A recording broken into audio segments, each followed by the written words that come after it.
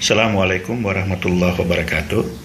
Kembali kita bertemu di Sekolah Al-Quran Makassar. Kali ini kita masih membahas surah Al-Fatihah. Kita akan membicarakan atau menjelaskan tentang kata Ar-Rahman Ar-Rahim. Jadi pada pertemuan yang lalu, episode sebelumnya, kita sudah membahas tentang kata Allah dan kata Bismi. Jadi kata Allah dan kata Bismi sudah kita bahas pada episode sebelumnya. Kali ini kita akan membahas kata Ar-Rahman dan Ar-Rahim. Kata Ar-Rahman Ar-Rahim ini berasal dari satu akar kata, yaitu Ra, Ha, dan Mim. Kata Ra, Ha, dan Mim ini dalam Al-Quran itu melahirkan beberapa kata. Misalnya kata Arhamun. Arhamun ini banyak artinya. Di antaranya adalah rahim atau kandungan.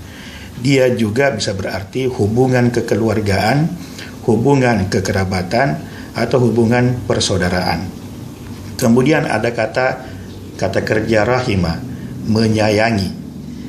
Kemudian ada kata rahmat, yang biasa sudah menjadi bahasa Indonesia ini, rahmat. Inilah kata-kata yang lahir dari akar kata Ra, Ha, dan Mim yang terbentuk atau membentuk kata Ar-Rahman Ar-Rahim, yang maha pengasih dan maha penyayang. Demikian episode Sekolah Al-Quran Makassar kali ini.